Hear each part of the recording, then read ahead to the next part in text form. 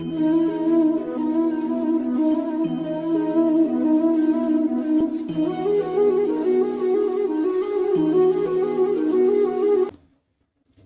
दोस्तों, मेरे YouTube channel में आपका स्वागत है।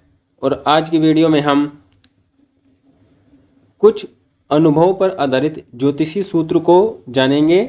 जो ज्योतिषीय जो अनुभव है, कुंडलियाँ देखने के बाद जो अनुभव मिलता है, उसके आधार पर कुछ प्रमाणिक सूत्र हैं जो आपको इस वीडियो के माध्यम से जानने को मिलेंगे।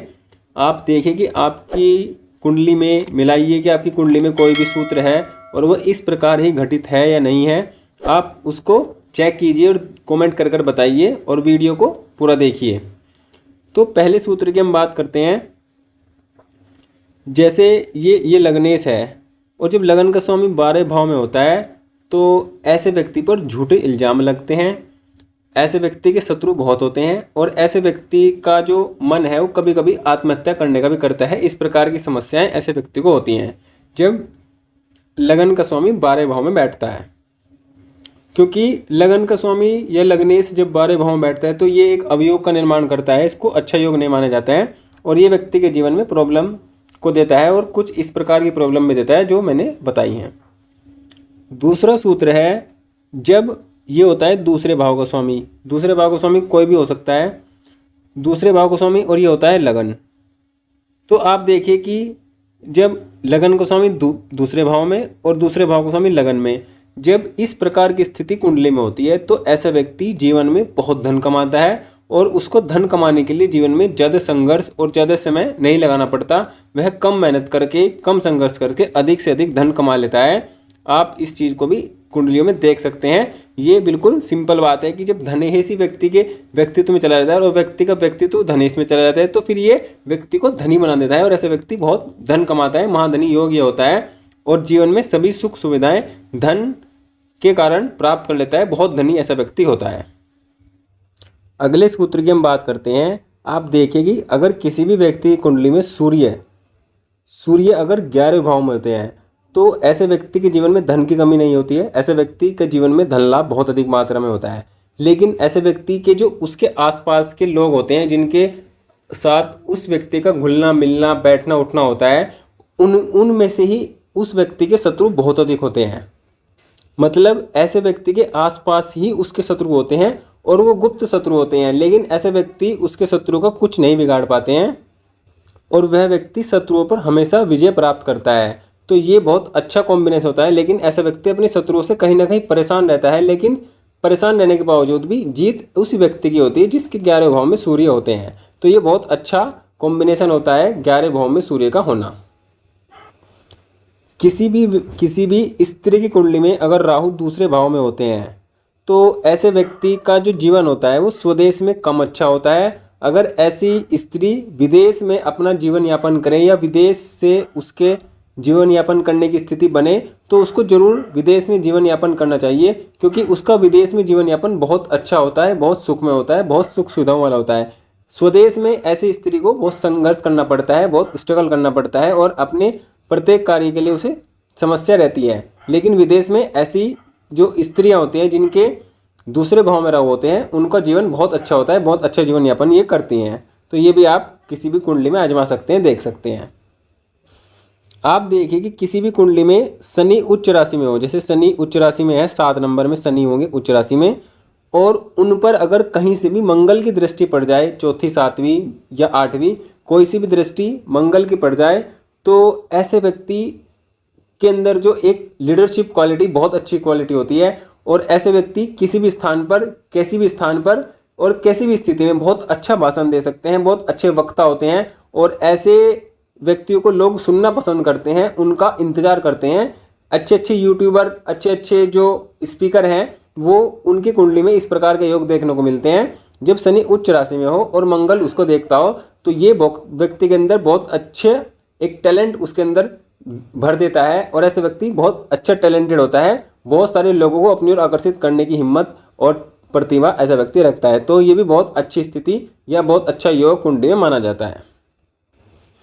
आप देखिए किसी भी महिला की कुंडली में अगर सूर्य तीसरे भाव में है और शनि छठे भाव में है तो इस बात ये बात तय होती है उस महिला के लिए जिसकी कुंडली में सूर्य तीसरे भाव में और शनि छठे भाव में। ऐसी महिला ये तो खुद अधिकारी होती है या किसी अधिकारी की पत्नी होती है। मतलब ऐसी एक महिला अपना जीवन अधिकार पूर्ण यापन करती है। मतलब उसका जो जीवन होता है वो अधिकार पूर्ण होता है और ऐसे महिला बहुत श्रेष्ठ जीवन जीने वाले होती है। या तो उसका पति अधिकारी होता है या वो खुद अधिकारी होते हैं। तो ऐसे व्यक्ति के जीवन में, ऐसी महिला के जीवन में बहुत अच्छा एक अधिकार पद उसको प्राप्त होता है या अधिकार पद का सुख मिलता है ऐसी स्थिति में। अगला सूत्र देखिए आप देखिए कि अगर आप किसी की भी कुंडली है, अगर वो 2 नंबर से शुरू है या 5 नंबर से शुरू है या 11 नंबर से शुरू है, इसका मतलब है कि किसी की कुंडली वृषभ लगन की हो, सिंह लगन की हो या कुंभ लगन की हो, मतलब स्थिर लगन हो और छठे भाव की दृष्टि लगन पर हो। मतलब आपका जो लगन है वो 2 नंबर से शुरू हो, 5 से हो, 11 से हो, स्थिर लगन हो और छठे भाव के स्वामी की दृष्टि लगन पर हो या छठे भाव के स्वामी का संबंध लगन से हो, तो ऐसा व्यक्ति अपने जीवन में अटूट संपदा प्राप्त करता है, बहुत धन प्राप्त करता है, बहुत धन कमाता है। ऐसे व्यक्ति जीवन में अनेक रास्तों से, अनेक कार्यों से धन कमाता है और वह बहुत धनी बनता है। ये एक धनी होने का योग होता है। अब देख सकते हैं 2, 5 और 11 मतलब सिंह राशि, कुंभ राशि और वृषभ राशि का लगन हो और छठे भाव के स्वामी का संबंध लगन से हो, तो ऐसा व्यक्ति बहुत धनी होता है, श्रेष्ठ धन वाला जीवन यापन करता है।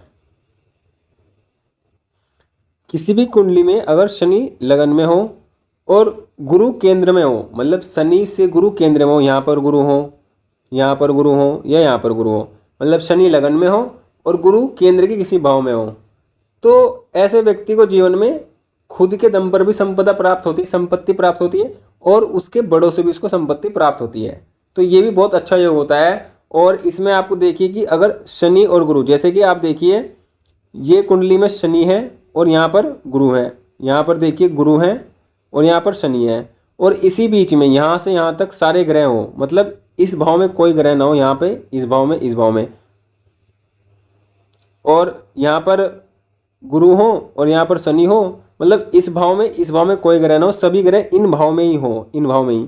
तो ये भी बहुत अच्छा योग होता है और ऐसा व्यक्ति भी अटूट संपदा का मालिक बनता है अपने जीवन में, बहुत संपत्ति कमाता है, बहुत धन कमाता है, बहुत हर चीज़ उसके पास बड़ी मात्रा में होती है। मतलब ऐसा व्यक्ति भी जीवन में श्रेष्ठ धन कमाता है और श्रेष्ठ धनी बनता है। ये भी बहुत अच्छा सूत्र होता है। और गुरु और शनि आपस में केंद्र में हो तो भी ऐसे व्यक्ति को जीवन में अच्छी संपदा, अच्छा सुख, अच्छा सम्मान मिलता है। ये भी आप देख सकते हैं। अगला सूत्र है, अगर चंद्रमा पर किसी भी उच्च के ग्रह की दृष्टि हो, मतलब कोई ग्रह उच्च का हो और वह चंद्रमा को देखता हो, या कोई ग्रह अपनी मूल त्रिकोण राशि का हो और चंद्रमा को देखता हो, तो भी ऐसा किसी की कुंडली में भी है, तो ऐसा व्यक्ति भी जीवन में अच्छा धन कमाता है और ऐसा व्यक्ति भी जीवन में धनी होता है और राजा के समान जीवन जीने वाला होता है। ऐसा व्यक्ति का जीवन बहुत श्रेष्ठ होता है, बहुत सुख में होता है। तो ये भी आप किसी भी कुंडली में देख सकते हैं। उच्च का ग्रह या मूल त्रिकोण राशि का ग्रह अगर चंद्रमा को देखता है, चाहे वो शनि क्यों ना हो, कोई भी हो, वो एक अच्छा धन कमाता है और उसके पास धन की कोई कमी नहीं होती है। अगला सूत्र देखिए, किसी भी कुंडली अगर आपकी कुंडली 2 नंबर से शुरू हो, 5 नंबर से शुरू हो और 11 नंबर से शुरू हो, मतलब वही कि अगर स्थिर लगन की कुंडली हो, वृषभ लगन की, सिंह लगन की या कुंभ लगन की, इनमें से कोई भी लगन हो और शुक्र जो हो केंद्र में हो, मतलब शुक्र यहाँ पर हो, शुक्र यहाँ पर हो, शुक्र यहाँ पर हो, मतलब शुक्र केंद्र में किसी भी भाव में हो और त्रिकोण में चंद्रमा हो और गुरु से दृष्ट हो, चंद्रमा त्रिकोण में हो और गुरु से दृष्ट हो, तो ऐसा व्यक्ति अपने जीवन में बहुत सुख भोगता है और ऐसा व्यक्ति अपने जीवन में बहुत ऊंचे पदों तक भी जा सकता है, बहुत ऊंचे पदों तक जाता है। यहाँ पर यह है कि शनि जो है वो 10वें भाव में भी होने चाहिए, शुक्र केंद्र में हो, शनि 10वें भाव में हो और चंद्रमा त्रिकोण में हो और गुरु से दृष्ट हो, तो ऐसा व्यक्ति अपने जीवन में PM CM तक भी बन सकता है, बहुत बड़े बड़े पदों तक जा सकता है अपने जीवन में, वह श्रेष्ठ से श्रेष्ठ सफलताएं हासिल करता है।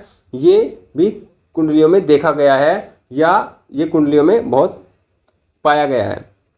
तो ये कुछ ज्योतिषीय सूत्र हैं जो आप अपनी कुंडली या अपनी किसी भी प्रियजन की कुंडली में देख सकते हैं, मिला सकते हैं। अगर एक भी सूत्र या एक भी स्थिति आपकी कुंडली में इस तरह से मैच करती है तो आप निसंदेह एक श्रेष्ठ जीवन यापन करेंगे, श्रेष्ठ धन वाला जीवन यापन करेंगे। आप धनी होंगे, आपके जीवन में धन से कोई काम नहीं रुकेंगे और आपके जीवन में धन की कोई कमी नहीं होगी। तो आप देख सकते हैं कि आपकी कुंडली में इस प्रकार की स्थितियाँ बनी हुई हैं, नहीं है, और ऐसी आगे भी इस चैनल पर आपको और आगे ऐसी वीडियो मिलती रहेंगी जो ऐसे ज्योतिषीय सूत्र होंगी या ज्योतिष से संबंधित अनेक जो सूचनाएं हैं या अनेक जानकारी हैं वो आपको वीडियो के माध्यम से मिलती रहेंगी। आप वीडियो को देखिए और बताइए, वीडियो में कमेंट कीजिए और वीडियो को लाइक कीजिए और चैनल को सब्सक्राइब जरूर कीजिए। Thank you, please subscribe.